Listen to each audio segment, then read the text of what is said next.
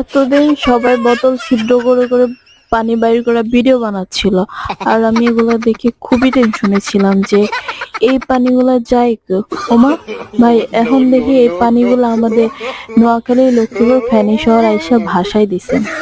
So আপনাদের কাছে একটাই রিকোয়েস্ট, আপনারা নিজ নিজ দায়িত্বে প্লিজ আপনাদের পানিগুলো একটু ফেরত নেন।